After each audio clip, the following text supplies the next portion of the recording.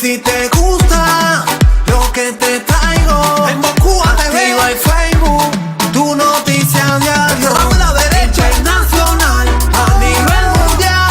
El programa de la derecha cubana, todo te lo va a confirmar. Y VozCubaTv, VozCubaTv, es tu programa favorito, el que más le gusta a usted.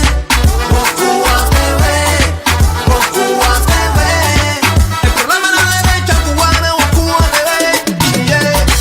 VozCubaTV, VozCubaTV, ven y dale un like, suscríbete. Que te actualices de las noticias y los comentarios, las cosas que suceden a diario. Ven y suscríbete al canal, polémicas sociales que te puedes enterar de las cosas que suceden en el barrio. Deja tu comentario, dale like, Cuba TV en la derecha, que la que hay, que la que hay.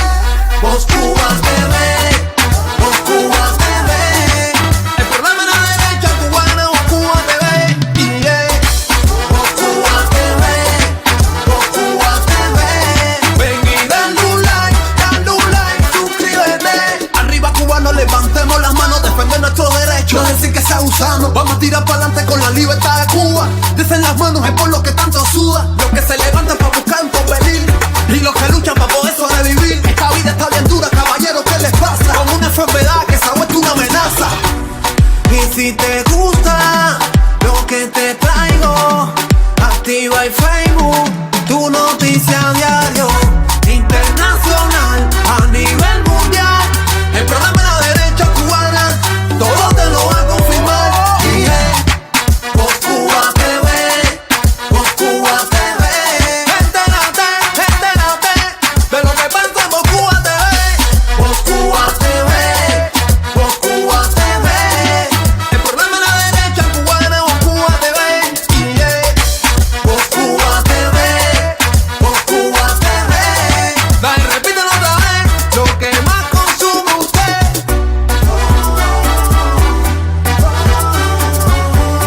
Muchas directas, muchas entrevistas, pa' que estás lista de revista.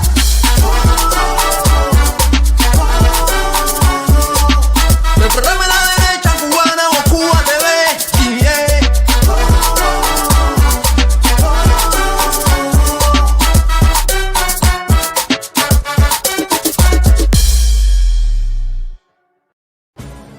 Rebelión, sí, espiritual rebelión es lo que necesita la nación, como Martí soñaba, para rescatar nuestra nueva alma cubana.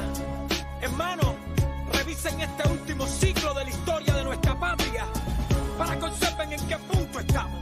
Rebelión, rebelión, sigo avanzando bendecido, con precisión. No soy un artista, soy un cronista de mi nación, entregado a mi pueblo, aunque mi pueblo vive en confusión. En mi pupila está clavada la idea de la rebelión, canción tras canción, acción tras acción, despertándote, robándome tu corazón. Ellos no son como nosotros, nosotros somos la solución. Libérate de miedo interior y grita rebelión. Hablo de tomar el control en nuestras comunidades, de nuestro dinero, nuestros derechos, nuestras necesidades. Somos un pueblo grandioso, sí, con una historia súper triste, y eso ya no es novedoso. Simplifico la ecuación, la rebelión es gozo. Si Dios me sigue bendiciendo, con mi voz yo los destrozo. Rebelión, sí, espiritual rebelión es lo que necesita la nación, como Martí soñaba, para rescatar nuestra nueva alma cubana. Hermanos, revisen este último ciclo de la historia de nuestra patria, para que observen en qué punto estamos. Rebelión, rebelión, sigo avanzando bendecido, con precisión. No soy un artista, soy un cronista de mi nación, entregado a mi pueblo, aunque mi pueblo vive en confusión. En mi pupila está clavada la idea de la rebelión, canción tras canción, acción tras acción, despertándote, robándome tu corazón. Ellos no son como nosotros, nosotros somos la solución. Libérate de miedo interior y grita rebelión. Hablo de tomar el control en nuestras comunidades, de nuestro dinero, nuestros derechos, nuestras necesidades. Somos un pueblo grandioso, sí, con una historia súper triste, y eso ya no es novedoso. Simplifico la ecuación, la rebelión es gozo. Good afternoon, good evening, good morning, depend of what part of the world you are living right now.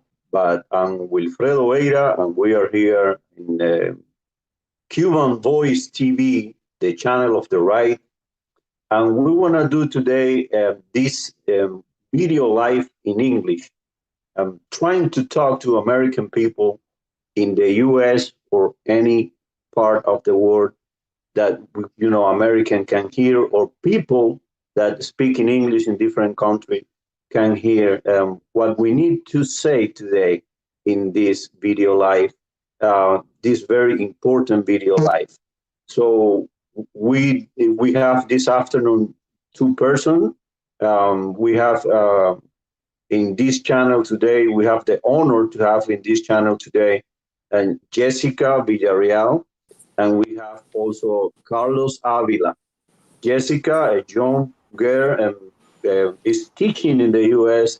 Carlos Avila is a person who was serving to the police in Boston and Miami for a long time, and it's an honor for me. It's an honor for a Cuban Voice channel to have Jessyca and Carlos and join me in this video live.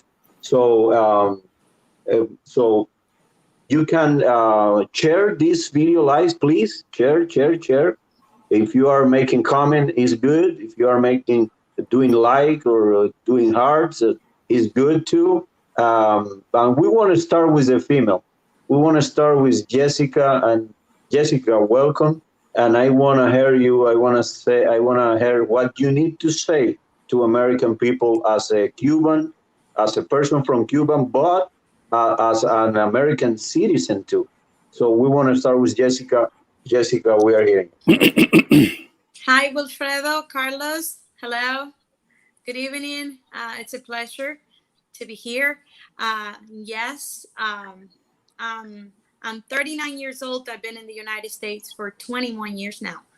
I came to the United States when I was 18 years old.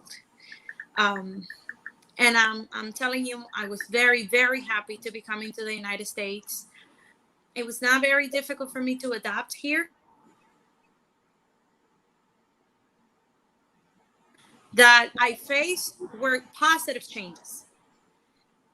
Most of the things that I faced when I came to the United States were positive things to my life. Let me start by saying that I came and it was May. It was the end of the year. So I didn't speak one word in English. I didn't know any English. And I remember my father took me to school to register me. And they said, well, the year is about to end in 2-3 more weeks. So it makes no sense for her to start the year now. Why doesn't she go to a summer program? So right away, I was here. I didn't have any papers. All I had was a parole. The United States allowed me to come in. They gave me permission to come in. Even though I got to the door without a visa, they gave me permission to come in. And they gave me the opportunity to start learning English. I went to school in the summer for a month so I could learn basic words like good morning, hello, where is my class, things of that nature. And then I went to Elizabeth High School in New Jersey. It's one of the most crowded high schools in the state. And at the time it was, again, and I was in a bilingual program. These are programs that are paid by the state, right? Everything is financed. When there is a district in New Jersey that has a high number of students, ESL students, English language learners, we have bilingual programs in New Jersey. I'm not sure if this is the case in other states because in terms of education, things change very much around the United States. But I was given the opportunity to receive classes in English and in Spanish. My teachers spoke both English and Spanish. And in a matter of a year, I was speaking English, writing English. So I couldn't be more thankful with this country in that sense. I was helped. I was given medical insurance, things that I never even dreamed of having in the country where I was born. Because in Cuba, I had to work. I was in high school over there. I studied in Cuba until the end of my junior year, 11th grade. But when I left, they didn't give me the paperwork for me to to let the other country where I was going know that I have finished my 11th grade. So I had to repeat it when I came to the United States. And I had to work on a field. In the school, I had to work on a field, either in the morning if I was taking classes in the afternoon, or in the afternoon if I was taking classes in the morning. Here in the United States, I was merely just going to school, learning English, learning math, learning history, the beautiful history of this country. I was amazed at what I was learning. And then I was given the chance to go to college. I went to Union County College for 2 years. I was given financial aid. The government gave me financial aid because my father was not making a lot of money at the time. And then I was given the opportunity to go to one of the best schools in the nation, Rutgers University, where I graduated with a bachelor's degree in history. And then I did a master's in the same university with very renowned professors. I started teaching. I, again, was given the chance to continue going to school. I went to King University in Elizabeth, here in Union. It belongs to Union. It's right in the border. King University, where I did my bilingual certification to teach bilingual students just like myself. The kids that are coming into this country and need a teacher to teach them history, but don't speak English. So the teacher is here to help them out. And now I just finished a certification with Seton Hall University on genocide and Holocaust. And I was paid for 12 credits. I received a scholarship. I didn't pay a penny out of my pocket.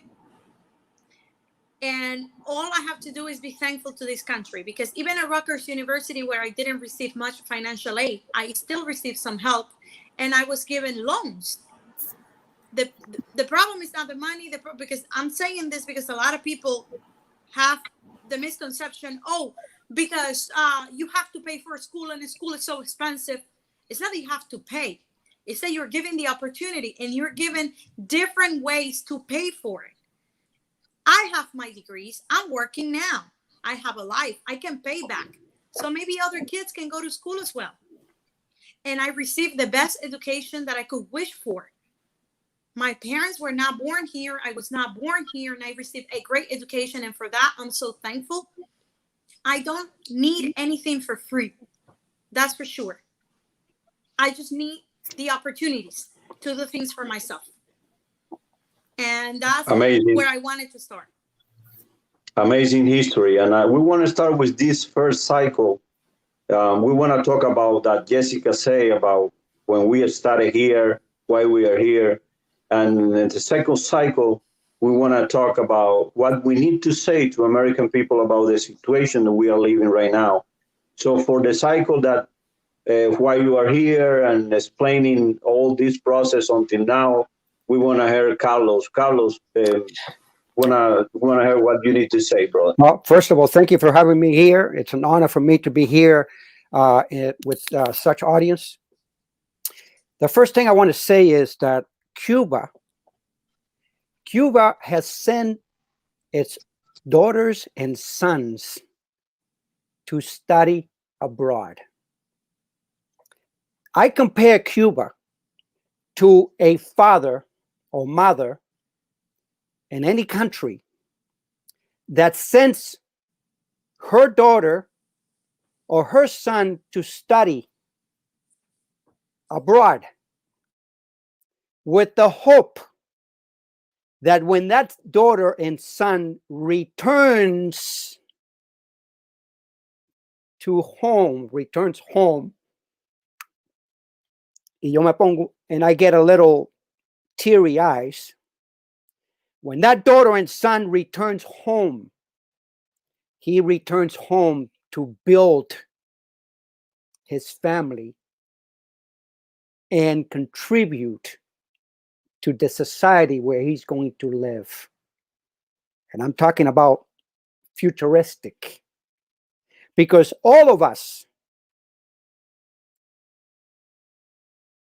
there's a possibility that all of us who have fled Cuba, who have been able to escape from that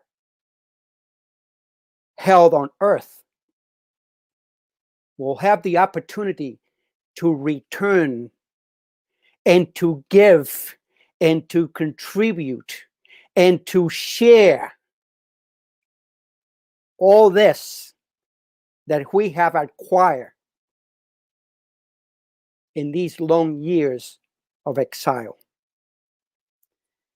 I want to begin by saying that I was born in Guanabacoa, one of the major towns in Havana. And at the age of 14 and a half, I left Cuba with my mother and my younger brother. We went to Spain for a year. There, at the age of 14 and a half, my mother said to me, you know, you have to find a little job that you can do. We lived in a pensión, not a hostel, a pensión, a room with 2 beds and a bank, a catre, en French, en français, a catre. And I found a job at a bakery from 6 o'clock in the morning to 2 o'clock in the afternoon, earning 100 pesetas, Spanish pesetas, daily, which it was equal to almost $1, because at that time in 1967, the dollar was worth 67 pesetas. After spending a year in Spain, we went to Boston, because that's where the person that was going to be responsible for us was living. I arrived in Boston in 1968. In 1977,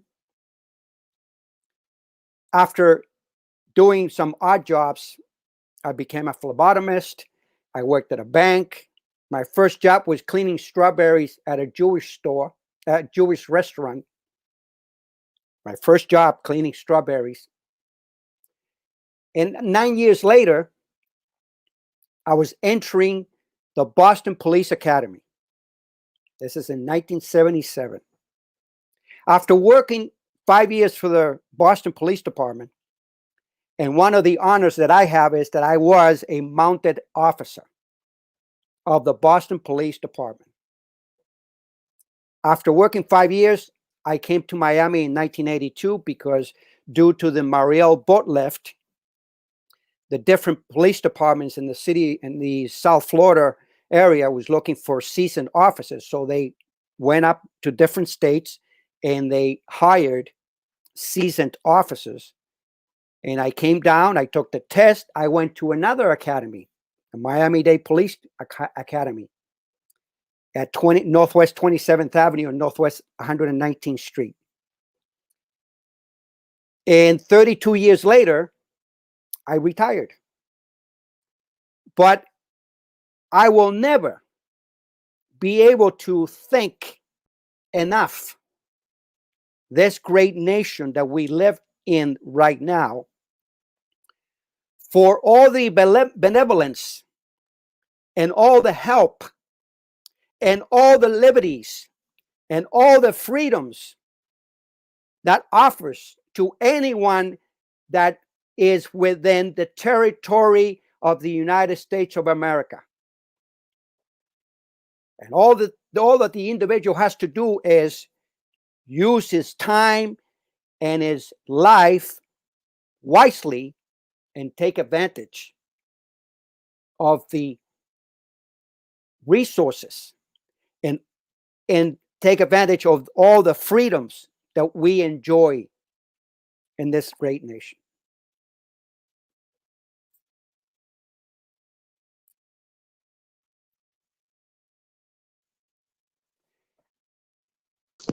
Carlos, what you're saying is true. We can only, I believe, I have lived in another country, and my mother lived in that country a little longer than I did.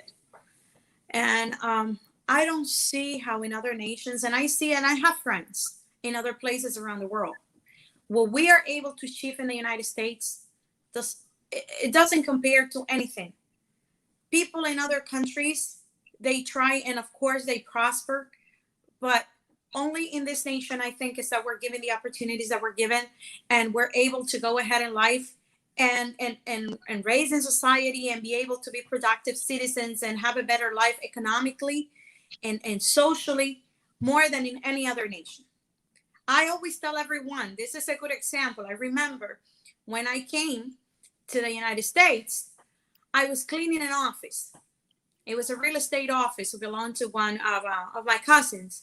And I was the cleaning lady in the office. I would clean the office on the weekends.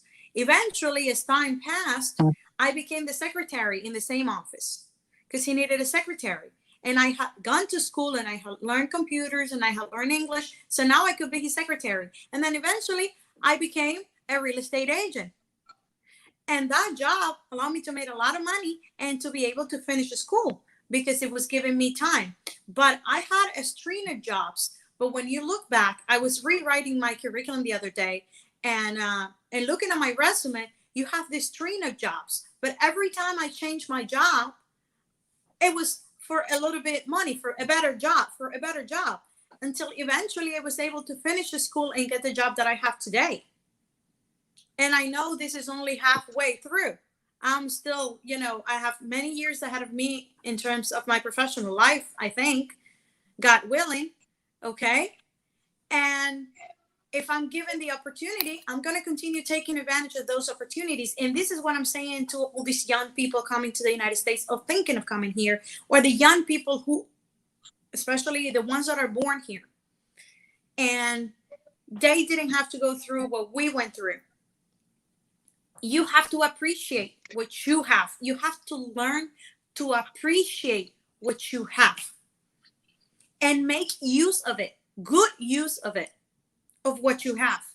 And then you will be able to see how great this nation is. I've never believed I was going to have the love that I have for the United States. I'm telling you, I love the United States as much as I love Cuba without any regrets whatsoever. I love this country. I love the history of these countries. I take the legacy of Washington, Jefferson, Hamilton, John Adams, Franklin, their legacy. I take it just as the legacy of José Martí, Antonio Maceo, Carlos Manuel de Céspedes, Ignacio Gramonte, Félix Varela, the same way. And I thank them for all the things that I have today. I have to thank those people for everything, for this, what we're doing here today. To be able to sit in front of the whole world and speak and not be afraid that when we finish this, someone is going to come and knock on our doors and take us to a police station just because we're expressing our ideas. Okay? And I believe now more than ever, the youth in this country needs to go back to their history books. History, and I can tell you this for a fact, history in the schools in the United States have been neglected for many, many years, especially the American history. People have played with the history of the United States, have lied left and right. And I think it's time we start teaching the kids, not indoctrinating the kids like many people think, but teaching the history the way it's supposed to be taught, the facts, and teaching the kids to love the history. They can get to their own conclusions later on.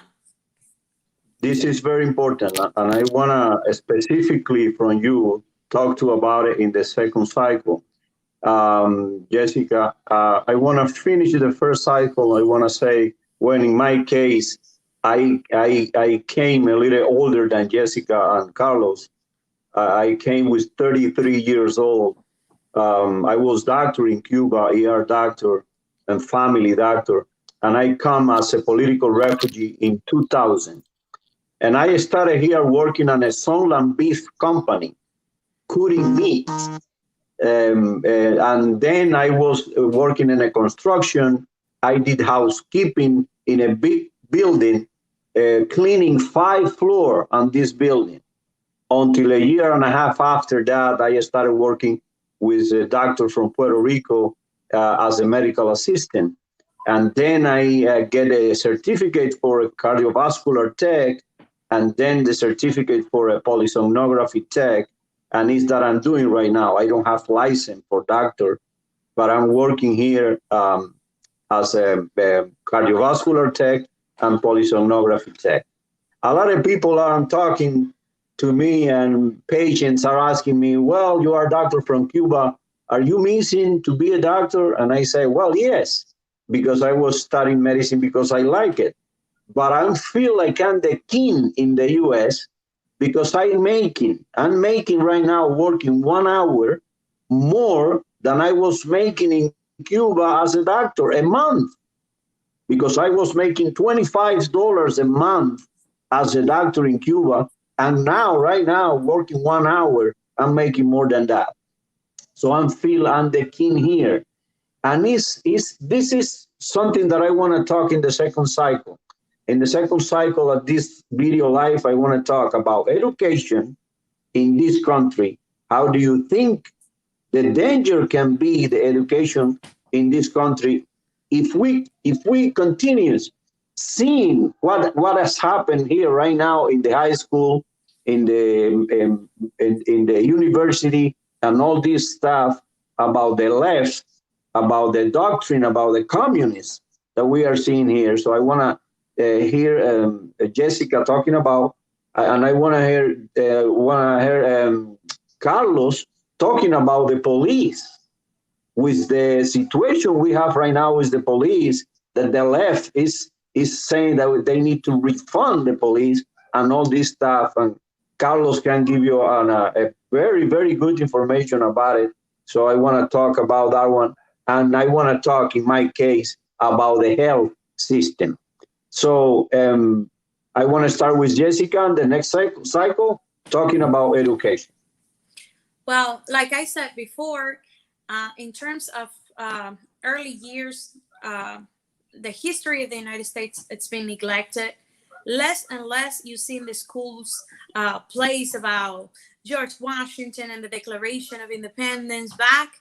And I can tell because I remember my first years. I've been a teacher for 13 years. This is going to be my 14th year, a school year as a teacher. And when I started teaching, I still remember back then, 15 years ago, that you can still see plays in a school teaching the little ones about Jefferson, Washington, Franklin. Little by little, we've seen less of that. History is not important anymore. People don't pay much attention to it. In many cases, there are parts of modern history that it's completely forgotten. And I have to say this, for example, Holocaust Day, Holocaust Remembrance Day, passes by every year in my school, and there is no mention of it by anyone. How are we not mentioning the Holocaust to our students? When I make it an effort, and it's part of our curriculum, but many times it's overseen or is barely taught, I make sure I teach it with the best of my abilities, and I make sure my students learn the essence of it, of what it means, not what it meant, of what it means today. Okay, the Holocaust.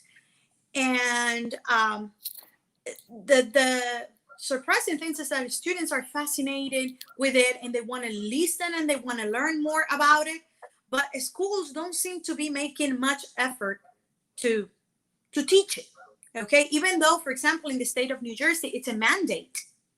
It's a state mandate that every school district has to teach Holocaust and genocide. In terms of the United States history, it's the same thing. We just go over. There is a lot of problems with the educational system in the United States. I think the neglect comes from up there, and this is one of my big criticisms of the Trump administration and all the other administrations. This is my big criticism about the government in the United States. For many years, they've been throwing money into the system, but it's not money. I think money is actually making it worse when it comes to education many times, because it creates a lot of corruption in the education world. And the kids are not properly taught. in this country. And when it comes to history, it's horrible. It's atrocious how kids have been going to school here for 11 years and they cannot tell you what are the basics of the Declaration of Independence. The Declaration of Independence is the essence. Like I said it to you in one of my other live. I said the Declaration of Independence is the foundation of the house. The way I see a nation is like a house. The Declaration of Independence is the foundation of this house. The Constitution is the structure, the frame of the house. And then the laws and regulations and everything else is the walls and the painting and the decoration. But the foundation of the house is the Declaration, and the students who've been supposedly studying the Declaration since they were in 3rd grade, they're in 11th grade, in senior year in high school, and they don't know the essence of it. They don't know what the Constitution means, what is a Constitution and how a Constitution works. They have no idea. And later on with social media, kids have become some sort of sometimes puppets. If they find the right person finds them, they say, okay, here it is. I can teach you this and I can teach you that and I can show you this and I will make sure that you believe me and that you start going out there and breaking windows and thinking that you're breaking windows because you're protesting and that's going to make a change. No, when you're breaking windows, you're destroying the economy and you're destroying yourself and you're destroying the nation. That's not protesting. Protesting is standing in the middle of the street, chanting phrases, holding a sign, writing letters to your representatives in government, okay? Making sure people don't vote for them if they don't do what the population they're representing want them to do, okay? That's protesting. Studying your Constitution, knowing your knowing your rights. But the problem is not only in high school and elementary schools, in the universities, and I said this to you before, the universities have become more and more towards the left. And many times I think I have to blame again the parents. Sometimes when our kids go to school, to the universities, it happened to me. My parents never asked me, what are you studying? What kind of books are you reading? They never asked me. They didn't know if I was reading, I don't know, the Communist Manifest for all that. They didn't know. Okay? What are your conversations with your teacher? What is your teacher? What is the discussion in class? Things of that nature. Parents sometimes, okay, it's time for the kid to go to college. Let me make sure they have the right, room and they have the money to pay for classes and if, they working, make sure they get good grades. But you have to be very careful where you're sending your kid to school, especially now. And this is my advice to parents. Parents that want their kid to learn. Not that they want to brainwash their kids, because your kid can have one idea, you can have another. You can be a Republican, your kid can be a Democrat. It doesn't matter. But it has to be because he knows what he's doing. Not because somebody indoctrinated him, okay? Or her. So, and that's what I think. And I'm going to go ahead and, allow Carlos to speak. But I think with a big problem with the police now and why this huge disrespect that we have in this nation towards police officers, it's because of the lack of education, proper education in the nation, I think. Well, I want to take up on the history.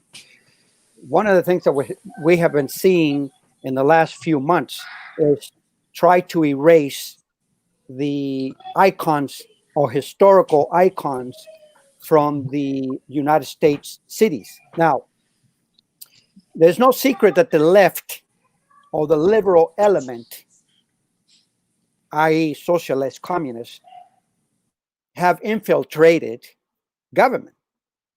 That is obvious. And the agenda is to not to stop teaching history, but to not teaching history fully.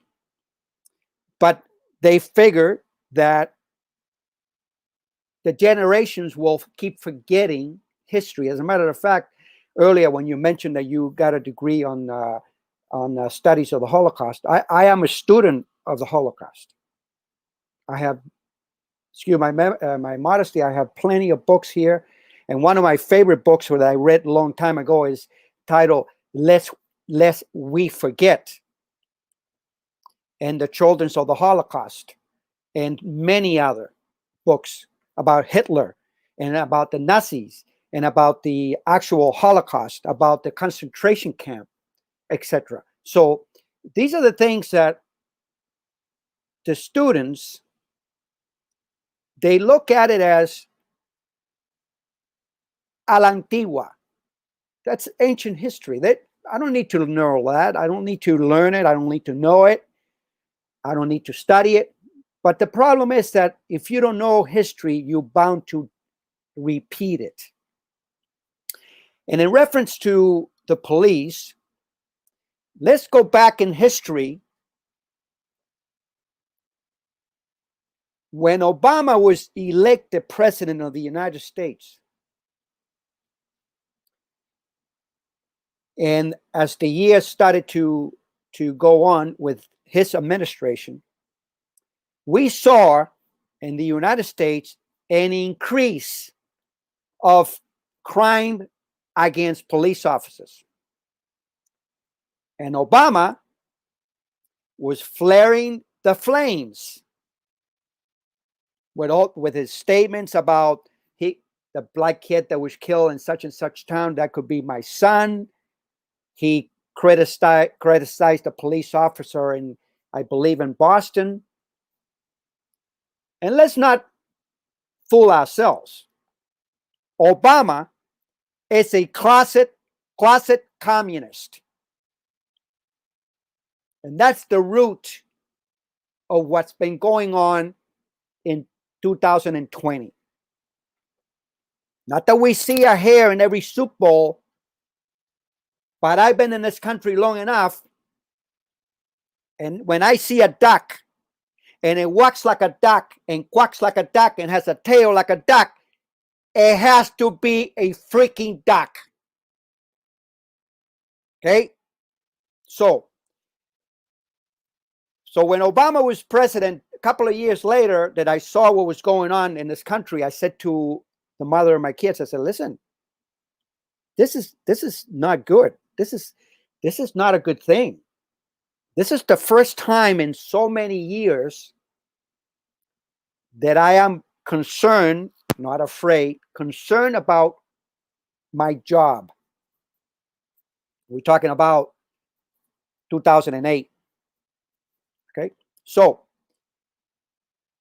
there's no secret, and this has been going on the newspaper, and everybody that's been able to read, whether in English or Spanish, every other day, gun control.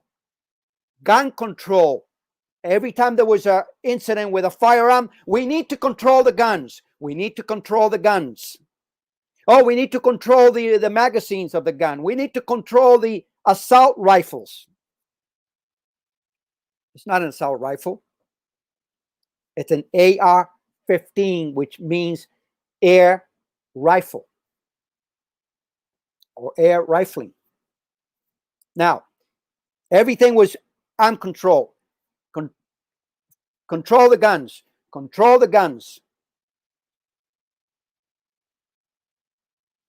Now,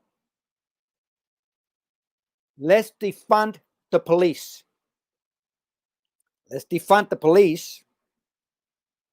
And I have something here that I wrote a while back as far as the police is concerned. And if you give me the opportunity, I'm going to read it to you. And it says, Please. I wish Wilfredo was here, but anyways, it says, any cop or retired cop that does not think that we are the front line in our country against the radical communist element, the homegrown terrorist, the lone wolf radical Muslim, and the powers that be, needs to have a reality check and wake up. Have you any doubt? Have you checked the news lately? Who besides us is going to resist your next door candy ass, gun control, ignorant, liberal neighbor? Your local disarmed Johnny Sixpack? The powers that be wants us out of the way. We are the well-armed militia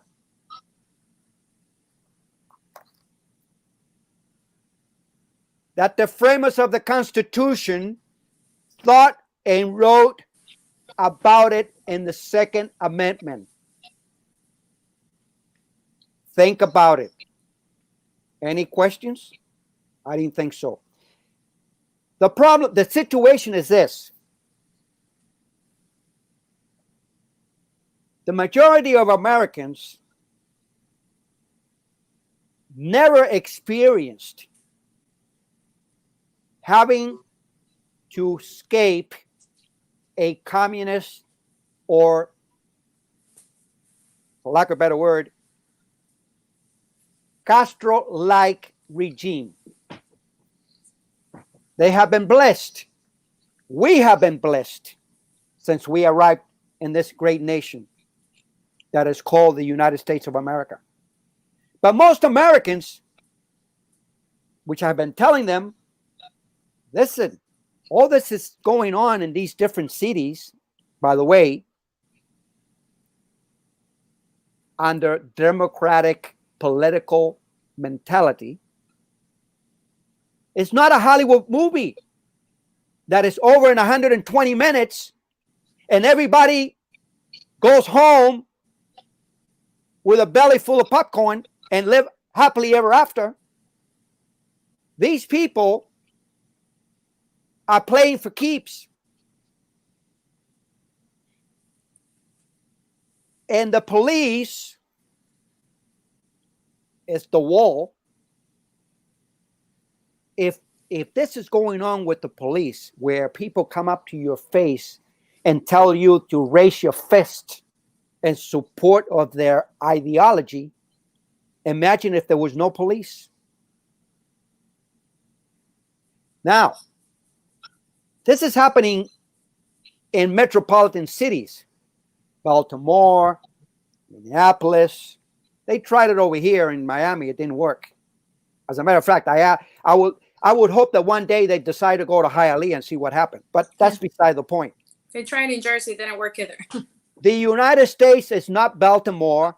The United States is not Chicago. The United States is not Minneapolis, etc., etc. The United States is Tennessee, the hills of Tennessee, the mountains of Tennessee, South Carolina, Texas, Arizona, Florida, and all these other states and cities where Americans are armed. And I'll be damned if somebody comes and knock on my front door asking me to turn in my guns. That's not going to happen. So my message to the American people is to pay attention to what's going on with the police, with these call out to defund the police. Mayor de Blasio is another closet communist. He's your regular card-holding bootlegger. He's a child of the communist ideology.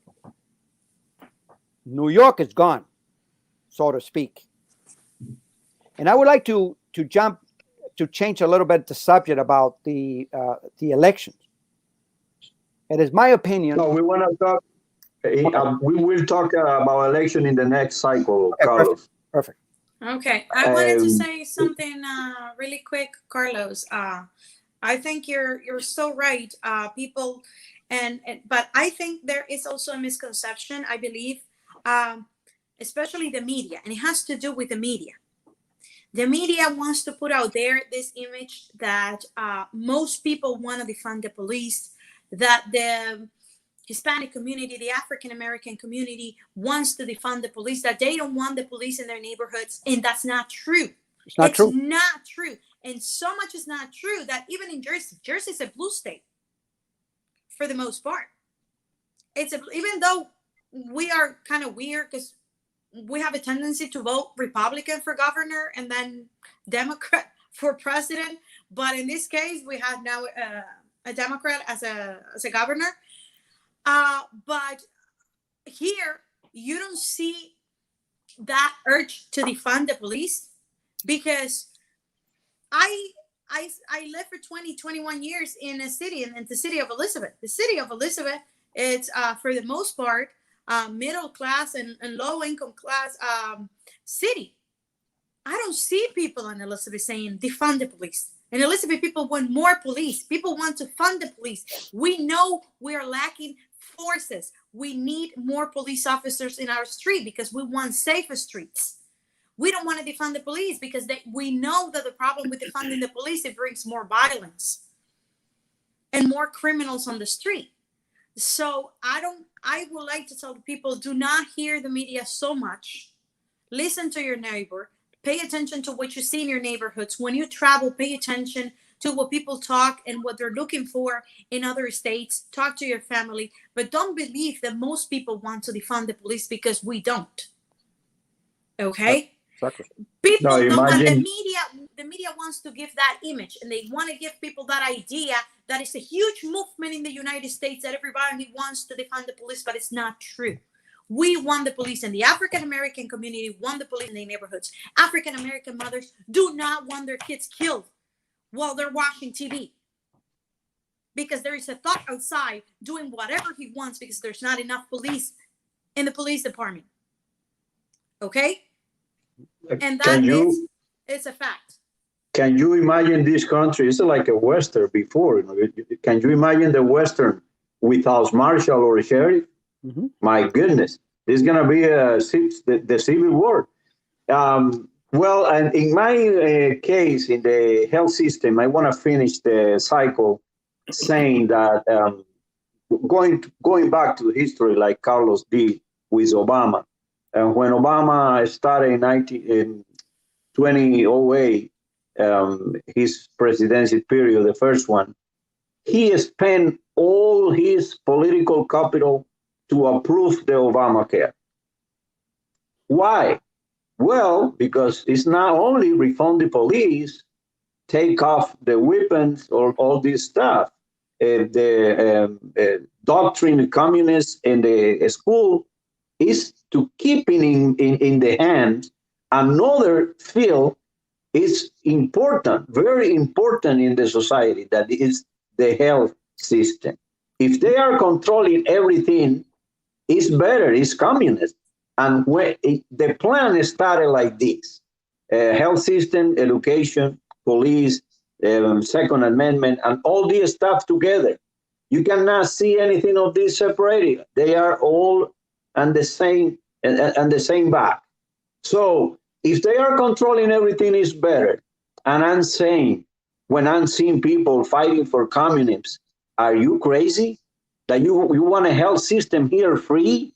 You have education here free, like Cuba, when a doctor is making $25 monthly? How you can live like this? I'm telling to American people, and this is the reason for this video live. Our experience as a Cuban, as a people, we are coming from the communists to say to American people, be careful. You need to be aware about it, what is going on in this country.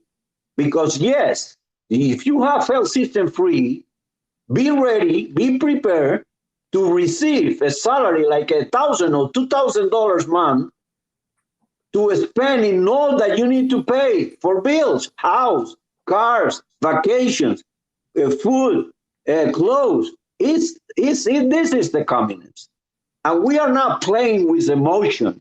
This is not emotional, like Ana Navarro say in CNN. No, Cuba, we are not talking for emotional or because we are suffering because we were living the communism in Cuba. No, this is not emotional. This is real. This is the reality. Look, Venezuela, and we say to Venezuelan people, that is communist. And they started like they are starting here with the anarchists, irrespecting the Constitution. They are starting like this. We say to Spain, look what you are doing there. This is communist. Look in there. Look at Spain. Look Venezuela. And this is not emotional. This is the reality. For this reason, President Trump say the communists cannot be growing up here. Because it's the reality. They are trying to do it. And they are trying to do it in the more bad way to do it. Because it's not argument. They are trying to force the American people to go on this way. I'm not going to be like this. Well, in this case, we need to continue fighting to re-elect President Trump. And it's the third cycle on this live video. And I'm repeating again. The reason because we are doing this video live is because we are Cuban American people. We know how it's working the communists. We are suffering for years that. And I hope in the future can be mandatory to show to the American people in the schools the Holocaust and the genocide from the communists. I hope this is going to happen sometime in the history, because this is criminal. And that they want to do here is the same, destroy this country. And it's not right. And in the health system, they are comparing, U.S. with Netherlands, for example. No, because there they have a health system, socialist health system. Man, you need to think about it. How many millions of people are in Netherlands? 7, 8, 10? You cannot implement a health system free in a population of 320 million of people. No economy. No economy can support that. So you are lying. You are lying for political reason, for a political purpose, and it's not right. And the Americans seen that. So we are going to the third cycle on that. The danger can be if we are not re-electing Trump and we are starting with Jessyca. I wanted to say something and then continue from there about the police officer. Again, as a teacher, I'm going back to education. We have to prepare the future generations. And I want to say this to parents, because many often we hear parents say, hey, behave, to the little one in the house, right? Behave or I'm going to call the police. Stop saying that to your kids. The police is not the enemy. You know what you have to say? You have to say to your kids, look, a police officer, look how cool he is. Look how brave he is. Okay? Look, he's a Superman on the street. If something happened to mommy and daddy, he's going to come and rescue you. That's what you have to keep telling your kids, because we have to prepare future generations to respect, but not only to respect the police, to love them. Because like you said, Carlos, you're the forefront. You are the ones that are going to be there fighting this communist. And again, and like I say, like Wilfredo said, we're not traumatized. Like somebody said the other day, Cubans are traumatized. Yeah, we may be. Because we lived it. And we are traumatized just like Polish people are traumatized. Go to Poland and try to talk to any Polish people who lived during communism about communism. They don't even want to hear the word. Go to Romania and all those countries that were part of the Soviet Union and today are democracies. And look what they've been able to accomplish in just 30 years of freedom from communism. And talk to them about communism and tell me if they're not traumatized. Okay? We have to prepare the future generations. Okay? We have to be very attentive to the education of our children. Not only the education we give them at home, but what they're learning in school, what they're learning in college. Do not teach your kids to hate the police. The police is not the enemy. The police are the heroes in our community. And let me give you a little example of this. In the month of June, I had a family emergency. And the day of the emergency, I had to call, but because of COVID-19, the ambulance was taking long. So police showed up first, and then the firefighters, because it took like an hour for the ambulance to get there. The first police officer who showed up to the scene, I could say was a jerk. Plain and simple. No other words for him. But you know what I did? I shut my mouth, I stepped back and mind my business. He was there doing his job, and that's it. But you know what? After him, 5 minutes later, 4 more police officers showed up to the scene.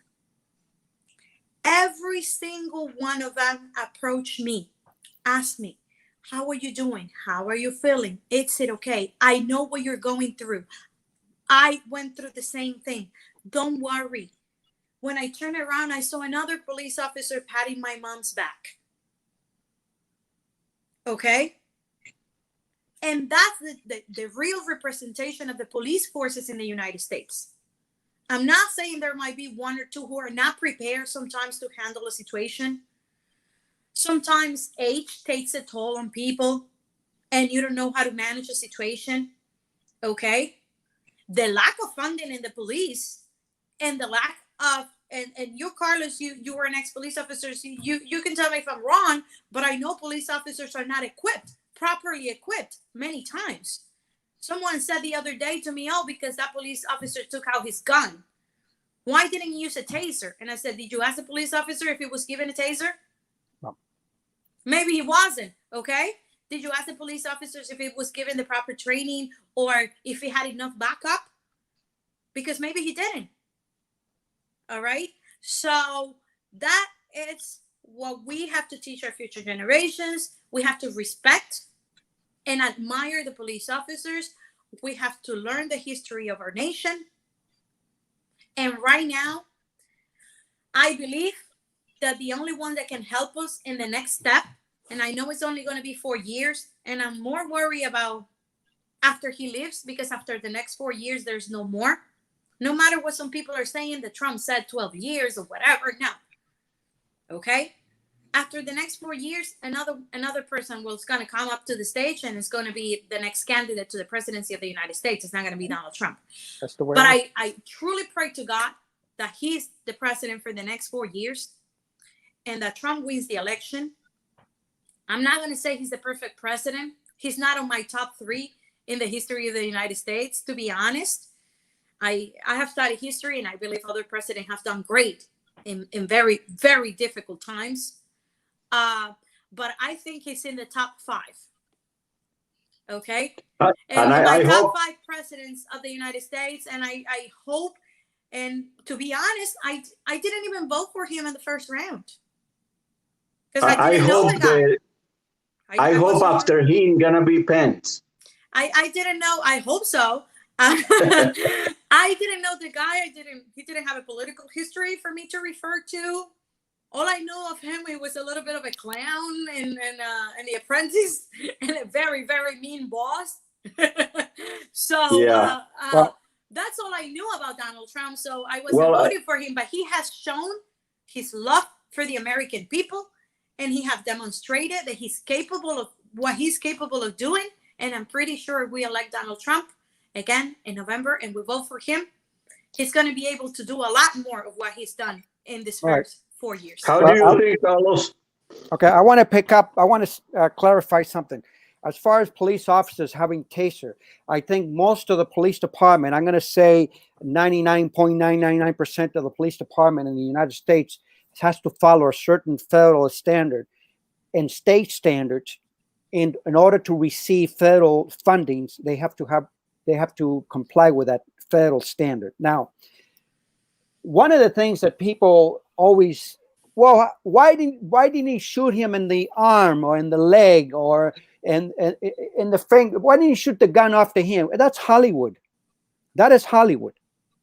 Police officers are not trained to shoot anybody in the hand or in the leg. We are taught in the academy and during in-service training to shoot in the torso. We're not taught to shoot in the head. We're not taught to shoot in the arm. We are taught to shoot the torso. That's where the machinery is. Now, another misconception that a lot of people have, and I am glad that I never had to shoot at a human being. I shot a dog because he grabbed me in the arm, and I had presence of mind to take out my gun and go like this and put it rested on my arm and shoot at the dog, and I missed because I was being moved around while he was trying to bite my arm off. Now, no police officer gets up in the morning, shaves, puts cologne on, puts a uniform on, looks in the mirror and says, I'm going to kill me somebody today. I think I'm going to kill me somebody today. You know, I haven't killed anybody in 20 years, so I'm going to kill me somebody. That does not exist. That's the last thing a police officer wants to do. Shoot anyone. But I tell you what, every police officer wants to go home. Wants to go home. And the other thing is, every time I hear a citizen criticizing the actions of a police officer, when all the evidence is not on the table, it's just going on emotions. The incident in Minneapolis, I strongly believe that the officer did not do what he was supposed to do. This is my take. You have a 230 plus pound subject on the floor. He's already handcuffed. All you have to do is keep your hands on his shoulder. The minute he tries to get up, you push him down. You got two other people there. Listen, hold them on one side, I'll hold them on the other side. And the other thing, they should have taken him away from the scene right away. Don't hang around and cause a show in front of everybody. Now, I want to jump into the election. I recommend everybody to go see, and of course, this is not too late, but to see what type of person or what type of thinking Donald Trump had in 1984 when he was interviewed and he was asked, among other things, and he was saying that, you know, we were the laughing stock of the world at that time. And the reporter, the interviewer asked him, would you run, what would you do? No, he said, would you run for, why don't you run for presidency? He says, no, it's a very, very dirty thing. It's, you know, it's like politics. I'm not into politics. I'm a millionaire, you know, I'm a playboy, whatever. But the question came up, he says, well, if you lose all your millions, what would you do? He says, oh, maybe I'll run for president. You see, Donald Trump is not a politician. Donald Trump is not from the swamp.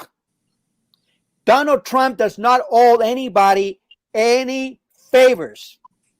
He doesn't owe Republicans any favor. As a matter of fact, Bush voted against him.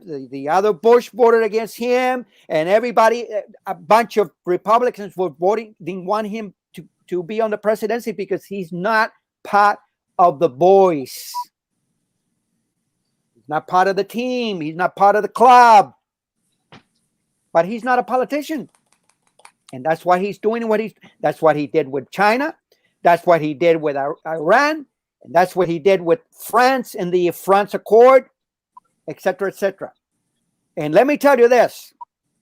Anyone who have been following the stock market in December, close to January, the Dow Jones was 29,500 points. 29,500 points. First time in history. Today, 28,500 points. The 2,900 points is not too far away. It's not too far away. Now I'm going to jump into the election. This is my take. Oh, I'm sorry. Yeah, this is my take. This is my take on Biden's nomination. As we all know, Kamala Harris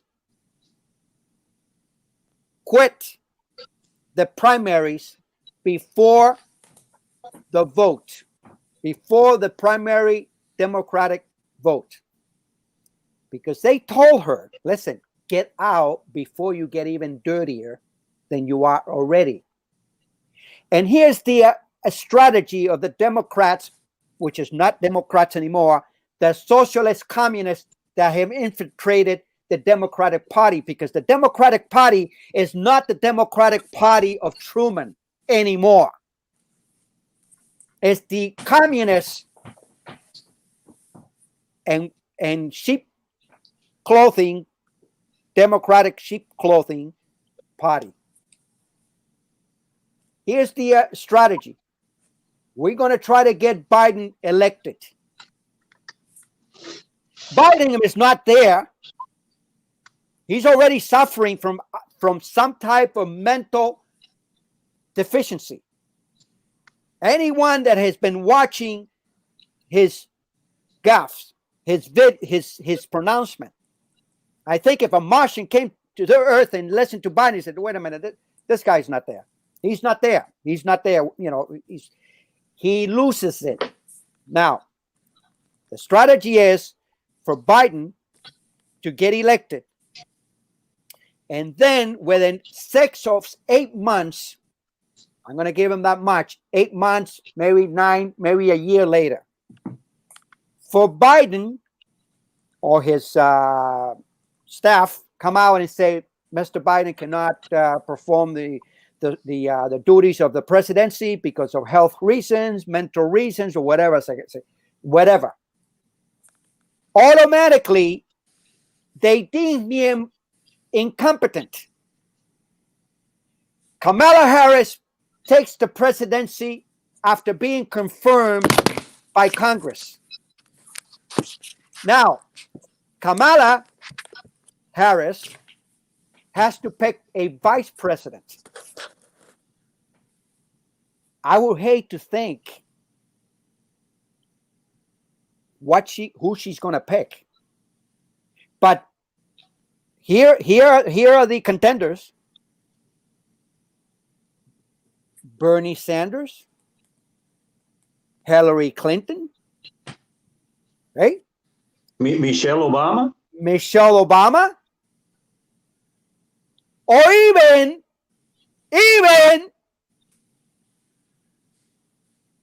Obama as vice president, because there's nothing in the Constitution that the president cannot become a vice president. But here it is. Biden is not there. His mental capacity is questionable. Yes, Biden's it is. Capacity could be questionable too, also. Yeah. But the thing is, you cannot afford to have that type of you cannot take a chance. They don't want to debate. They don't want to debate with Trump. They don't want to debate because Biden is not going to be able to function in the debate. I wonder what the excuse is going to be to avoid the debate, because Biden cannot put two words together, and exactly. everybody's praising him for his speech, but it was written down. It was not. Hopefully the American people is going to see this. Hopefully the American people are going to realize what's at stake. And one of the things that I've been telling everyone, and I'm going to do a couple of videos in English and Spanish as the month ahead come around. We cannot listen to the surveys, the polls, ABC polls, YNC poll, X, Y, and Z. We cannot listen to any of that information that Trump is already winning Colorado, and Trump is already winning Florida, and Trump is going to win, and Trump already ahead of. No, we cannot listen to that, because the enemy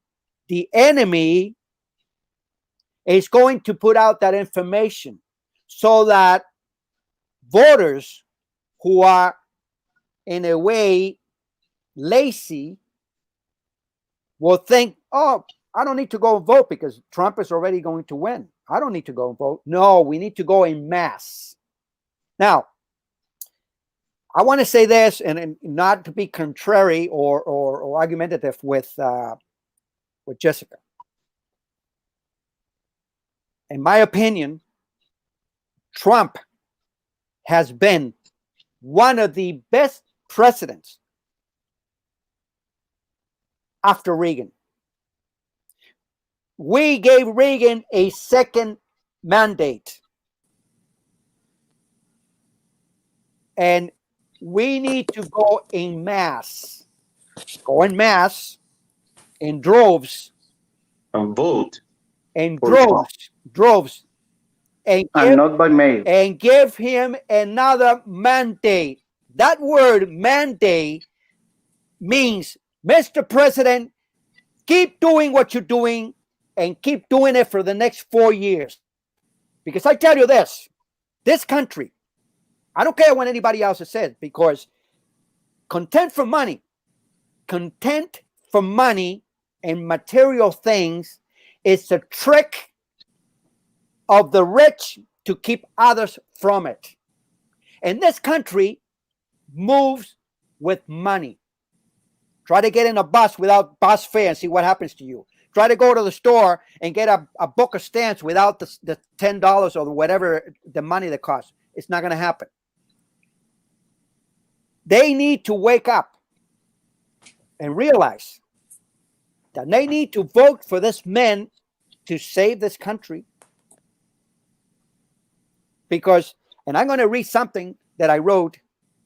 I didn't write it. I kind of fixed it around.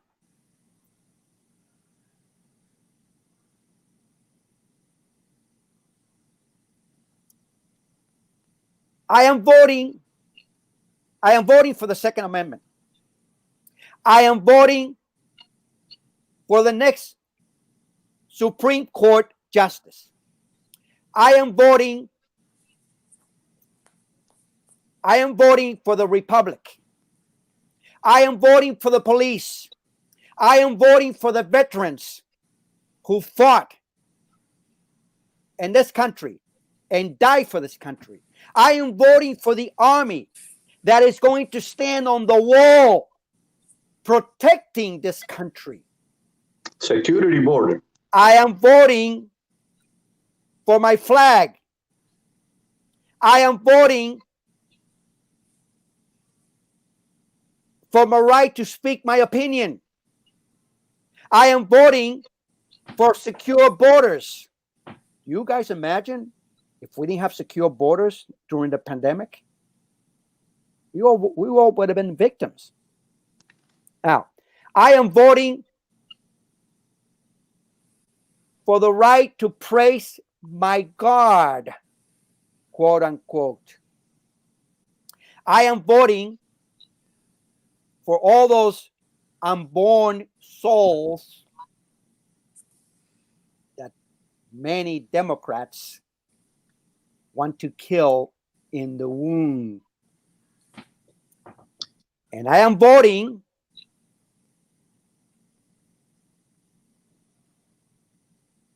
for the freedoms and the American dream. I am not voting for a man. I am voting for the future of this country. So Americans, my fellow Americans, do not get hung up on the name. Vote for the country. Vote for your freedoms. There we go. Thank you. I pass on to the floor. Thank you very much, Carlo. And I'm adding on all this that you are talking about what you want to vote. And I want to vote also for a president gonna help Cuban to be free and gonna help America, South America to be free, Nicaragua, Venezuela, and all these countries. Welcome to the stage, Sergio. It's our pleasure to have you here. So we are listening. How do you doing, Wilfredo? It's a big pleasure to be here with you. Sorry if my English is not the best one, but I've been a while without speaking English since I've been in Cuba. You know, in Spain. I live in Spain. It's a big pleasure to meet you, Jessyca. Charles, Pleasure too. we know you from before. So it's really interesting what you are talking about here. It's a very important thing that the people know all these details. And I want to say too that here in Spain, I live in Spain. I don't live in America, But even here, we are really worried about it. We are really worried about the American elections, because we have this phrase: when you have flu, we have pneumonia. You know what I mean? And if America lose the leadership in the world politics, we will face the real new order. But it's gonna be the leaders will be China. The leaders will be the leftists, the globalists. These people who don't want the people free. They don't want to listen what we have to say because they don't need our opinions. They have to plan, and that's the importance, the biggest importance of the American elections. You are not voting only for yourself. You are voting about the destiny of the whole world. You know what I mean? So you are, people need to understand that the traditional left, the traditional leftists, they need an enemy. They always need an enemy. So in America, there is a big problem about it. That because you have this big rate of middle class, there is just a few people who are really poor. You know what I mean?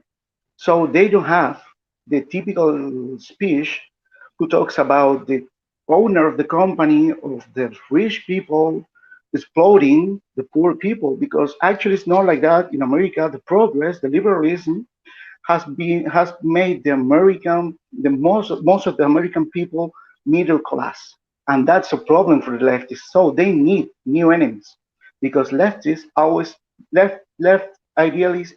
Sorry, left ideas have been based on hate.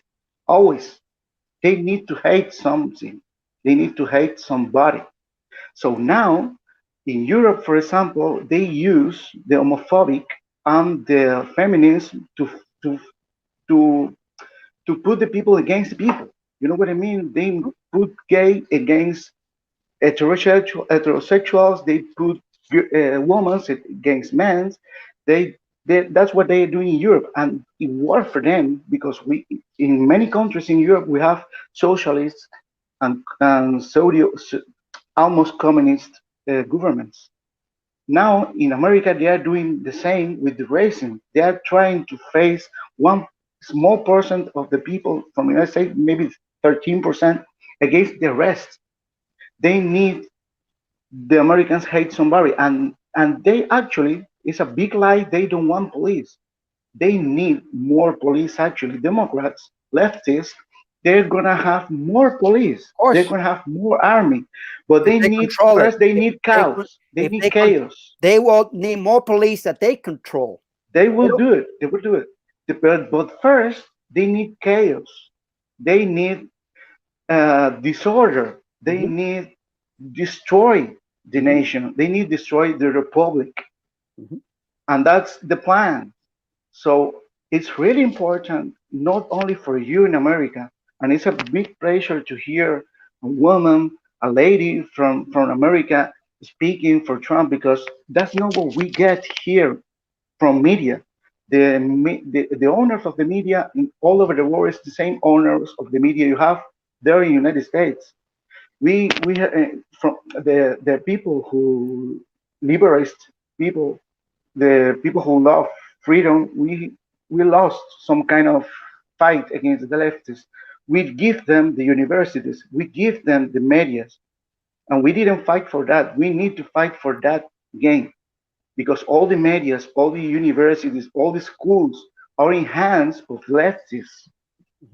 And now we need to recover that, because they are injecting, they are indoctrinating our young people in America, in Europe, in the most developed countries, because they need to destroy the institutions to take away from us freedom, because that's the plan. Take away from us freedom, as they did it in the Soviet Union before, in China, and as they did it in Cuba. More than the Venezuela. politics for Cuba, Venezuela, more. I'm not only worried about Trump with Cuba. I'm actually more worried about what is going to happen if Kamala Harris, the real president, the real candidate, because it's not going to be Biden, is Kamala Harris the real candidate? I think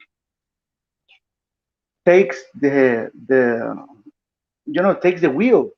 If she takes the wheel, we are in trouble. Not only in Cuba, because we are going to have more dictature in Cuba. We are going to be in trouble all over the world. If she takes power, we're going to have a war. We're going to have a war. Wilfredo, let me say something. Sorry if I made a mistake or something. My English is not the best. No, listen to me. Listen to me. I'm going to say something in Creole. Excuse my modesty. I speak Creole, Haitian Creole. They have different dialects. In Mozambique, they speak a different Creole, and Guadeloupe, they speak a different Creole. So I speak Haitian Creole. Listen to me. Si moi ka parler français, tant que ou parler anglais, me contente. Si yo puedo hablar francés, I understand that. Yo estoy contento. Yo estaría contento. Óyeme, listen to me, never underestimate yourself. And you did great. Thanks, Carlos. You did perfect, okay? Perfect. You did great. So you did perfect. Anyways, so as a matter of fact, we don't need to talk about it. Let me Wilfredo mentioned about Cuba. Yeah, it's a stone in the shoe. But guess what? If President Trump does not become president in the next term, we don't have to worry about the stone in the shoe. We're going to have to worry about getting the shoe out of the swamp, of the mud, of the muck. We're going to be in a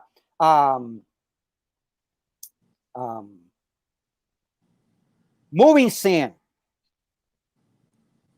We're going to be in a moving sand quagmire. We're going to be sinking, and we won't be able to get out. No one is going to be able to put a stick for us to be able to get out of that moving sand. So that is the least of my problems here. Again, it's going to be a godsend if Trump gets elected, because as we know right now, he's been tying the knots on Cuba. He closed the airports. He closed the embassy. He restricted the money. He restricted the. And we need more. He has done more to bring that regime to his knees. As a matter of fact, we see it every day. They have to change the economy and go back to the dollar, because there's nothing there that they can produce or to rev the economy to move the country forward. So it will be a godsend for Cuba, for our Cuba, if Trump gets reelected. But in the big picture, if he doesn't get elected, like Sergio said, we won't have to worry about the stone in the shoe. We're going to have to worry about getting our both feet out of the quagmire, because that's where the problem is going to be. I would like to say something. People have to understand that socialism and communism are huge cancer in the world. It's a huge, huge cancer. It spreads like wildfire. Okay? It's easy to convince people. I believe right now that the root of communism in the world, it's in two places, China and Cuba. Okay, those are the main two that we have to front. Of course, China is the bigger fish. We have to worry more about Cuba. Why? Because we live in the neighborhood. I see the United States as a house, just like I see Cuba as a house, and the whole America, it's a house. We live, a neighborhood. We may be the nice house in the block. We may be the biggest house in the block, but think about it, okay? If the other houses start to decline, people are not fixing their houses, things are going really wrong in their houses, where are they going to come? They're going to want to come to your house. Not only that, the value of your house goes down. Okay? We have to worry about the neighborhood because we live in the neighborhood. And I have seen that President Trump is the president that's done the most in terms of Cuba, because we have all these laws, we have the embargo for so many years, but they were just laws in books. Nothing was being done. Trump has done more in 3.5 years than the three presidents before him. Like you said, after Reagan, this is the president that has done the most to end socialism and communism. And I believe if Trump can do away with Cuba and Trump help us, I'm not saying he's going to do it. I'm saying he's going to help the Cuban people get rid of the dictatorship in Cuba. It is going to be a huge step to end the spread of socialism, okay, the plague that it is in South America, because it is a plague. It has destroyed a beautiful nation, a great country like Venezuela. It hurts my heart to see that Venezuela, you don't even see a TV show anymore. They can do anything. It's destroying Argentina. The things that are going on in Argentina, and we don't hear about it in the media. Why? Because they don't want us to know. We have to elect Trump. You don't like the guy? He can be a jerk sometimes. He can be very, very proud man. He can lose his manners. Don't let that get in the way.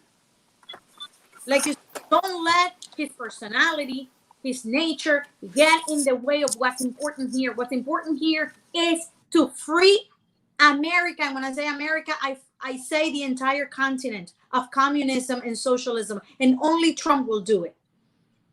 Hey. If we don't do that, it will be a huge, huge problem.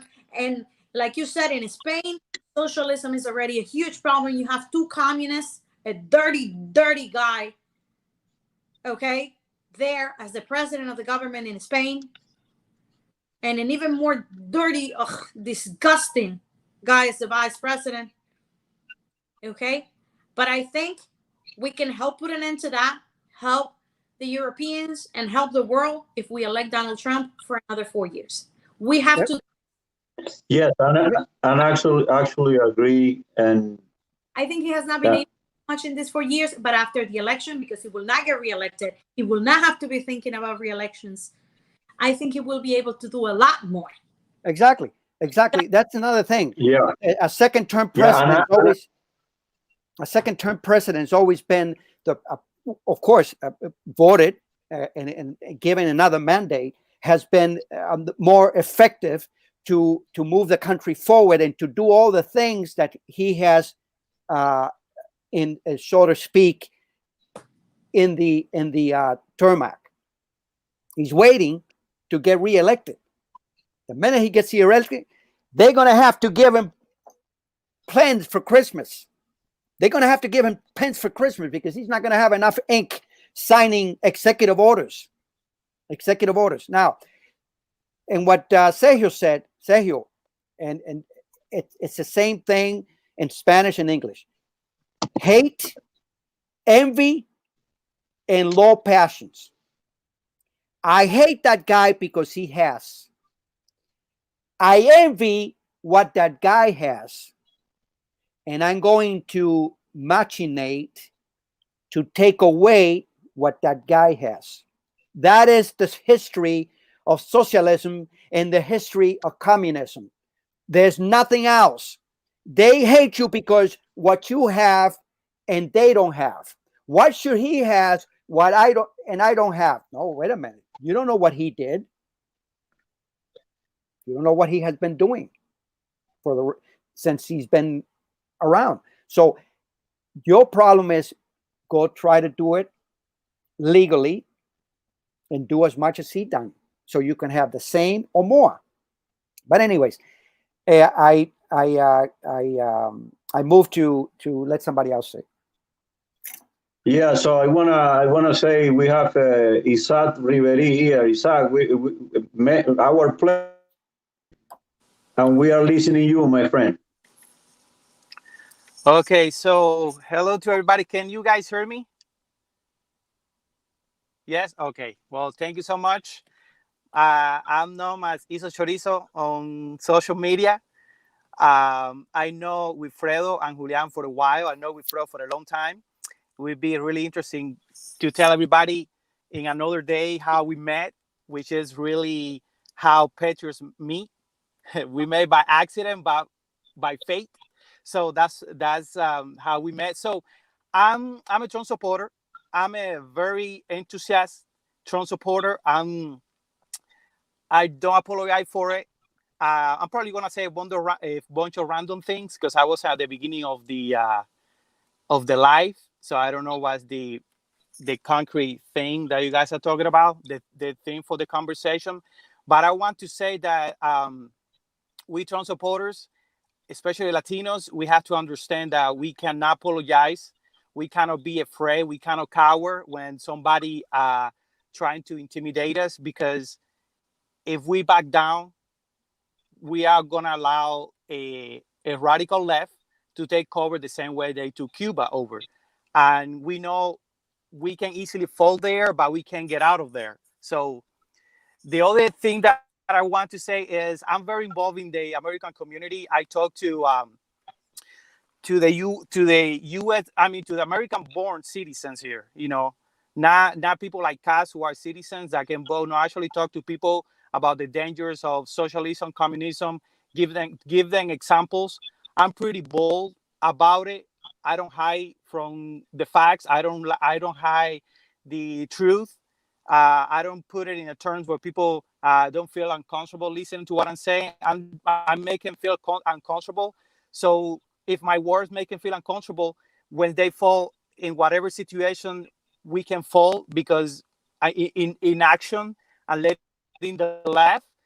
If the words are too offensive for them, then they won't be able to live a day in socialism. So that's why I'm very bold when I talk to the American public, which I do every single day. I get involved in March. I go to Trump rallies here in Phoenix. I take my day off and I go, because if we don't do that, that's my small sacrifice. I may not donate thousands of dollars like other people can do, but I can donate my time and my talent. So I go to the rallies, I talk to people, I let them know how the Cuban community is involved in this movement, why we are involved in it. I get in heated conversations, being respectful. I want to tell all of you, to tell people around you to please participate in any activities related to either patriotism. Doesn't have to be Trump related, because people think we are the cult because we follow Trump. We are not a cult. We follow Trump because he has ideas and we follow ideas. He just happened to have those ideas. So that's why we rally behind Trump. So for example, here, I try to get involved as much as possible in activities like, Latinos for Trump. I go to staff. Wilfredo, he trying to gather people. I always show up because he's a great guy and he does it with a great purpose and he deserves my support. There's also a bunch of other groups of American patriots that we can join, because we are so little, because we are a minority here. We're never going to be a majority. So we can join the majority that think like us. so we can make more people in that group. I don't know if you guys can hear me, because I think it's cutting. Can you guys hear me properly? Okay, thank you.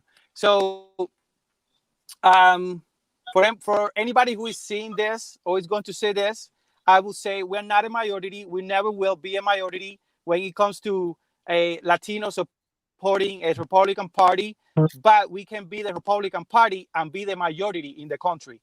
And that's where we have to go to. I have to break away a little bit from the, I'm a Cuban guy. I'm just going to do the Cuban thing for the Cuban people. We have to know that we have to fight for this country, because if we don't have this country, we don't have anything else. We know that firsthand because where we come from. And that is what I tell people. I tell that to family. I have an American family here, which is very extensive. They don't speak Spanish. They are not involved with the Cuban issues, with the Cuban problems. So I update the situations. I talk to the community. It's very important to talk to the community. They need to see people like us who can communicate, that we actually are up to date with the news. We're not the people who just go around talking about Cuba 24/7, and we just leave this country slip away from our hands, falling into socialism. We have to let them know that apart from being passionate about freeing Cuba, which is going to happen, we are also passionate to not let this country to fall through our fingers and go through the radical left. That's not going to happen. So be bold. Be bold.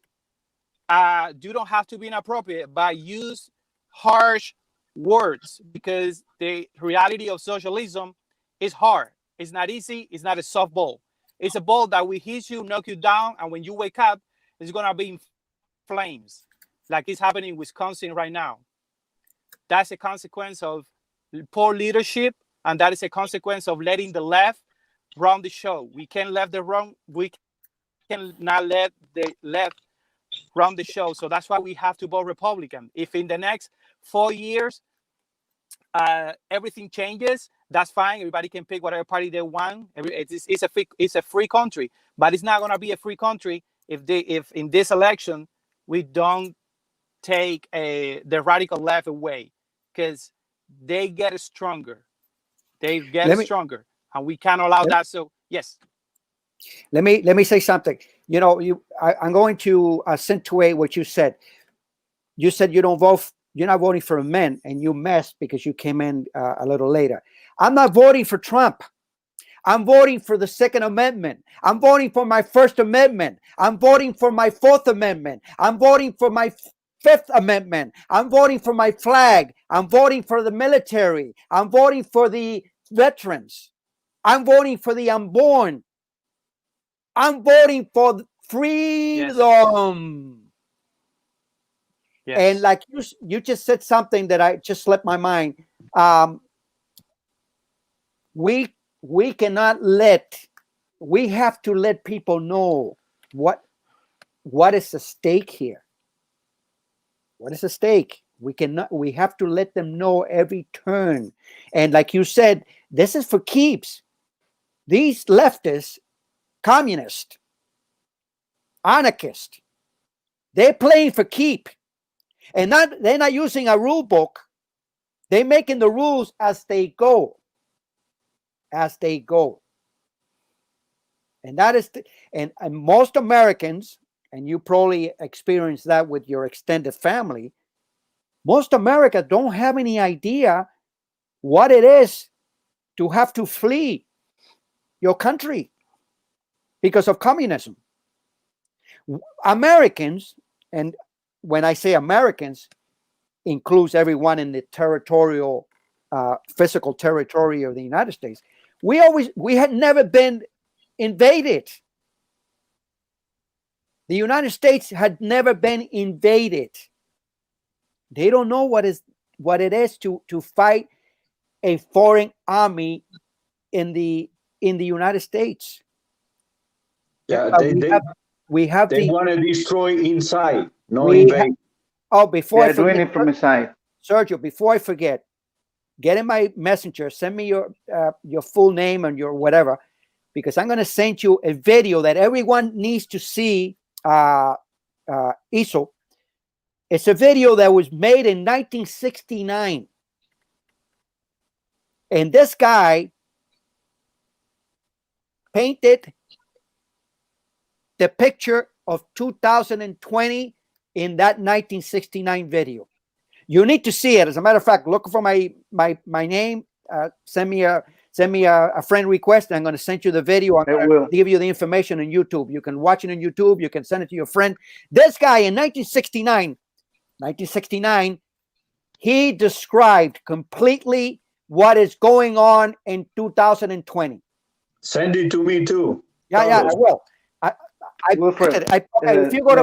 you go to my page, my Facebook page, you're gonna see it there. You're gonna have to scroll. If not, I will do it, Carlos. Carlos, let me say goodbye, because here in Spain it's really, really late, and I have my little daughter sleeping here next to me, and it's 2 o'clock in the morning here, almost 3. So I'm just gonna say it's been a really big pleasure meeting Jessyca, and it's really nice to meet Chorizo too. He said, when I hear him speaking about it, I remember something. We need to be like he is now. We need to stop being ashamed about what we think, about being conservative, because it's a big, I don't know why, but the leftists have make us feel like we've been doing something wrong just because we are being conservative, because we don't want abortion, we don't want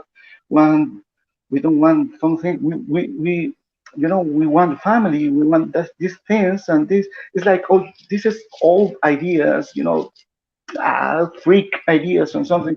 There was a lot of people feel shame about thinking like we are, and they just think like that, but it's silent. As Trump says, the silent majority. Sergio. Yeah. Sergio. So okay, for example, we need to stop being like that. We need to start saying what we feel, not only America, all over the world. And Carlos, remember, you're voting for the First Amendment, Second Amendment, all this, but you're voting too. You know why? You're voting for me. Exactly. You're voting because I can't vote in America. Exactly. And you're voting for me. Thank you so much. I need to leave, Carlos. Thank you so much. Big pleasure. Friend. Thank you. Now wait. Okay. The leftists criticize us. You are against immigration. No, I'm not against immigration. I'm against illegal immigration. Spain and Italy have a humongous problems with illegals from Africa. Not necessarily black, because Africa, you got Libya, you got other countries in Africa that are Arabic. Exactly. They are going to Italy, they're going to Spain, and from Spain, or they're going to England, and from England, they try to get into France. It has nothing to do where they come from. It's illegal. You don't know who's in the country. And of course, the enemy is going to use that door of opportunity to infiltrate their elements, like the terrorists, ISIS terrorists. They're going to use that door, that open door. Oh yeah. You know what? We can go through. We can get to the United States through Mexico, or narcos, or gangs, or whatever gonna be here to be, endangering our community, Carlos. And it's that I'm saying, fellows American, be careful, because if you're not voting for Trump, we can be in trouble, and we can have here more drugs, more gangs. We can have here more anarchists. We can have here a lot of people can make this country crazy with the socialists, with the communists. And I have a good example. I want to say, Carlos, give me a minute. And it's a very, very simple example. I was living in Cuba as a doctor, my wife, a doctor too, in a garage. Look at this, in my parents' garage. Steve Jobs, in a garage in the United States, as a young guy, used the garage as a laboratory to create Apple. That is the big, huge example in the difference between socialism and capitalism. A doctor living in a garage in Cuba without a bicycle, without food, without money, without clothes, and a young guy using a garage in the US to create Apple. That is a big example to tell you. I would Vote for Trump. Jessyca, let me, before I forget, let me ask you, Iso, I see daylight in your background. Where are you now? Arizona. Arizona, perfect. Okay. Remember, gun control, gun control, gun control. And I always told people, everyone that talked about gun control, I said, you listen, if they prohibited all the guns in the United States, you cannot buy a gun, you cannot sell a gun, you cannot do anything. You can keep them in your home, but you cannot sell or buy. Do you think the Mexican cartel are not going to sell guns illegally in the United States? Yeah. That is dreaming. If you prohibit guns, legal guns in the United States, the Mexican cartel is going to, oh yeah, we are going to be the only dealership. Oh yeah, Juanito, go over the border with 20 guns and sell them. They're going to buy them for you like hotcakes because it's prohibited in the United States. That is not practical. And again, and it's not because I hang up on guns. When you prohibit guns or you make guns illegal, only the criminals or the illegals are going to have guns. Yeah. Right? When you make a gun criminal, only the criminal is going to have a gun. When you make it criminal to possess a gun, only a criminal will possess a gun. That's the bottom line. Criminals don't care if you have 10 laws or if you have 100 laws on the books. There's laws against homicide. There's laws against incest. There's law against theft. There's law against sale of heroin. Do criminals care? They're going to do it. They're going to do the crime. They're antisocial by nature, and that's why they call criminals. Only law-abiding citizens will respect the law. So if you were to prohibit the selling or buying guns, the Mexican cartel are just going to take over the market. Yeah, absolutely. Guys, we have almost 2 hours in this video live. Please share with American people. If you have family like Iso, his wife is an American girl and is a Democrat. So, but yes. Poor guy. It happens in the best families. Yes. Okay, it happened in the best family. Mira, listen to this. These are brothers. They're not the same. The fingers are brothers. They're not the same. Yeah. Well, but I wanna say we are ending this video. I want to start with Jessyca telling the last words, then Iso, and then Carlos.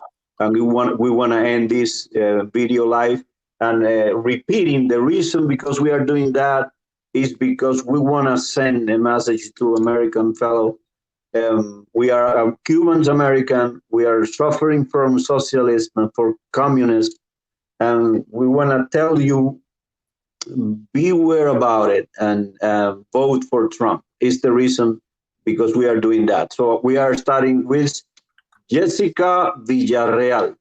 Okay, I'm gonna piggyback on Carlos and then finish. I'm gonna say prohibition has never worked. Look at what happened in the 20s with prohibition. Look at what happens with the drugs in the United States. If we could only come to an agreement about drugs and legalize some of it, I think we would have won the war already on drugs.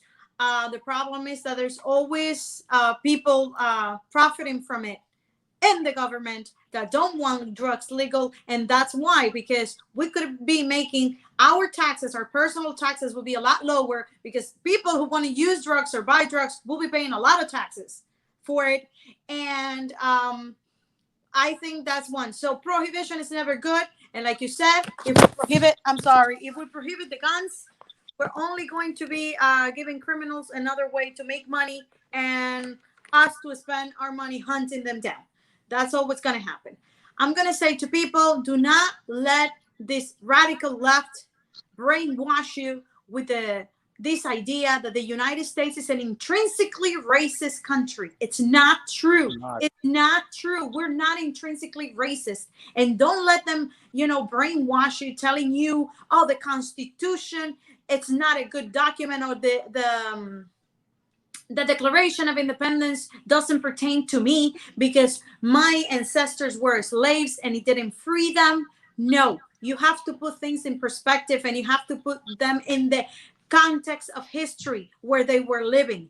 That was the best that they could do with what they had at the time.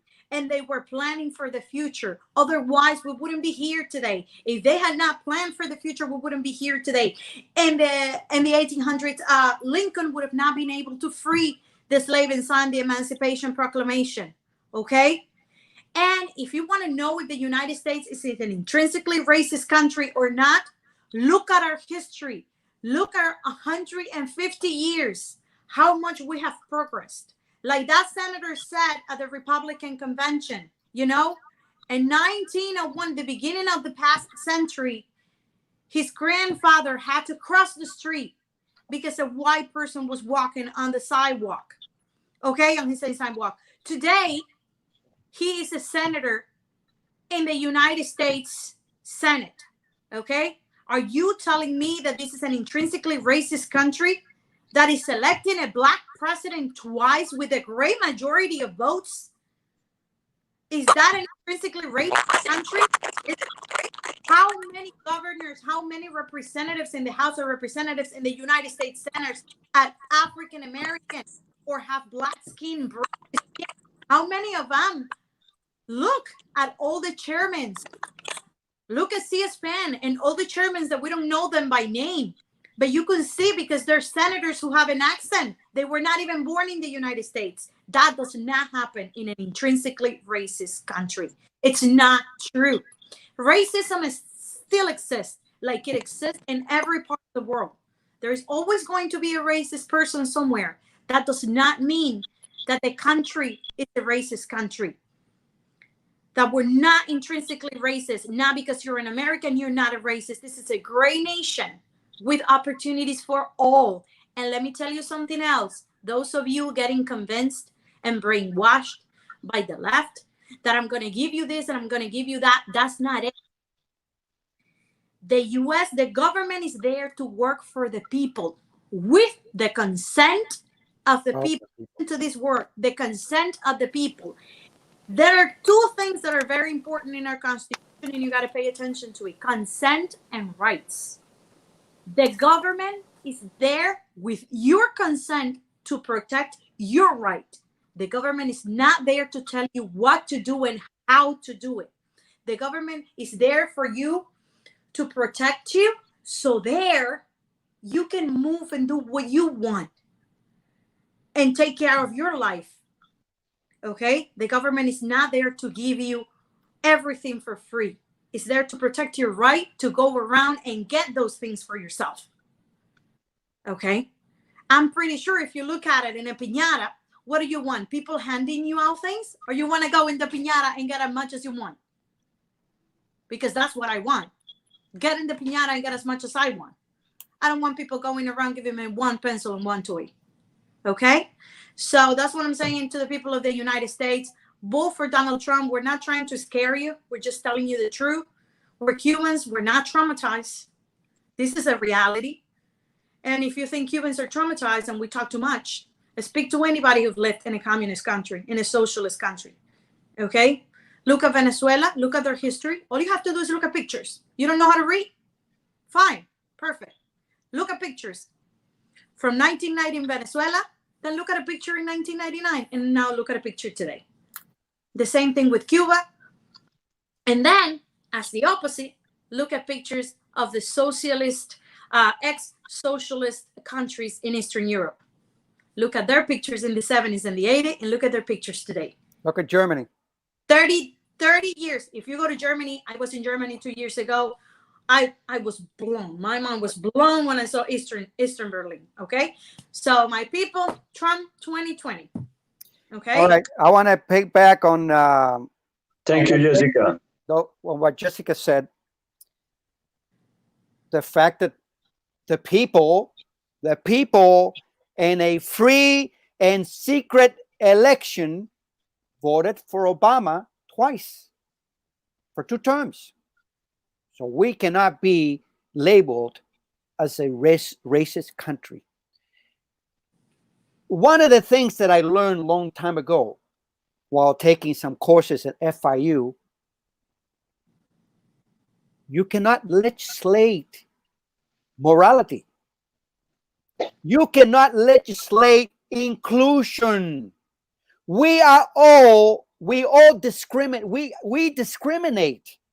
When we go to a hotel and we like to stay at a hotel, we tell the guy at the desk, listen, I don't want a room next to the elevator. I don't want a room next to the stairs. I don't want a room next to the icebox. We discriminate. When we drive down the road and we see a guy doing X, Y, and Z with his car, we don't want anything to do with him. We let him go. If we are in the store shopping and somebody scream talking loud someplace, we walk away. We discriminate. But at the same time, you cannot legislate inclusion. It has to do with the individual. By the way, I can't remember the last time a Cuban, by the way, a Cuban is more than a white Cuban and more than a black Cuban.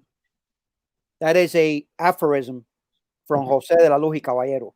Cubano es más que negro y más que blanco.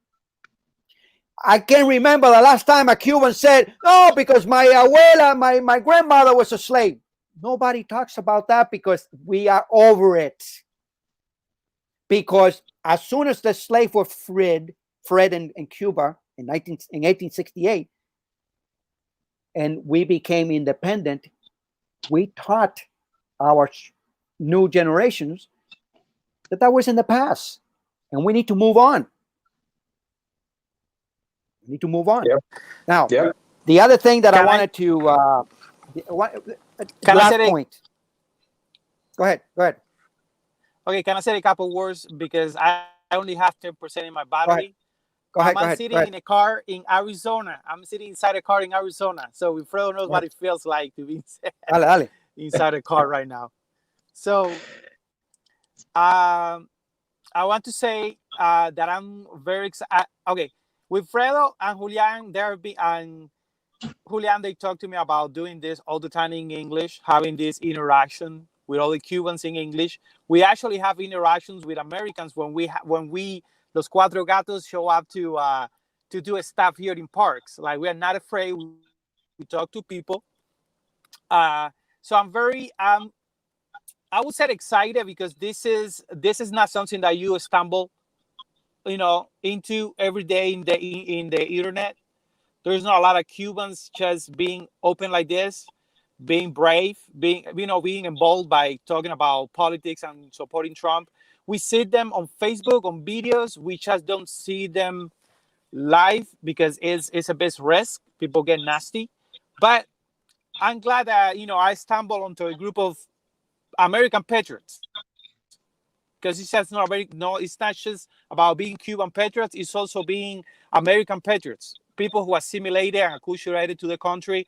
I'm huge when it comes to assimilation and acculturation, and that's why I can get in debates. That's why I can explain the American people how this country will look like if the left gets a hold of democracy. So I just want to say that I hope this is not the last time that we meet, that we do more of this. And we have to be, like I was saying earlier, we have to be bold. We have to be bold without being vulgar.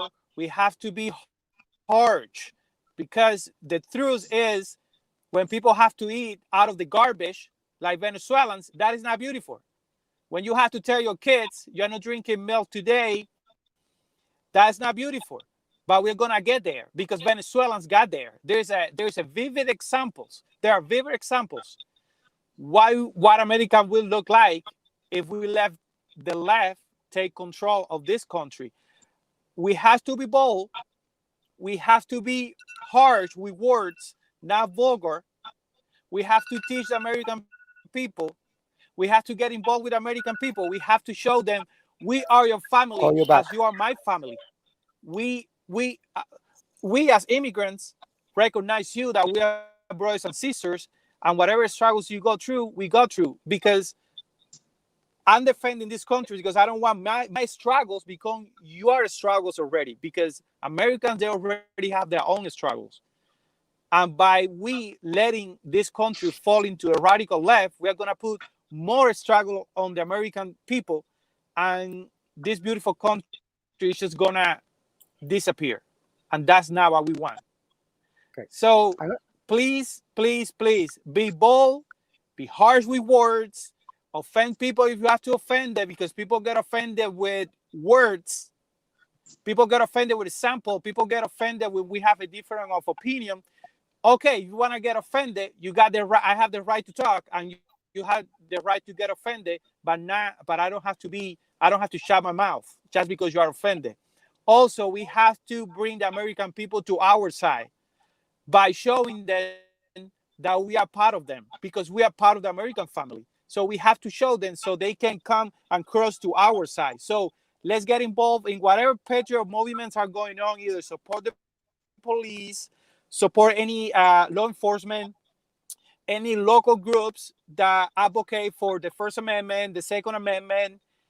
We have to be involved in that. We can't just be limited to Cuba, Cuba.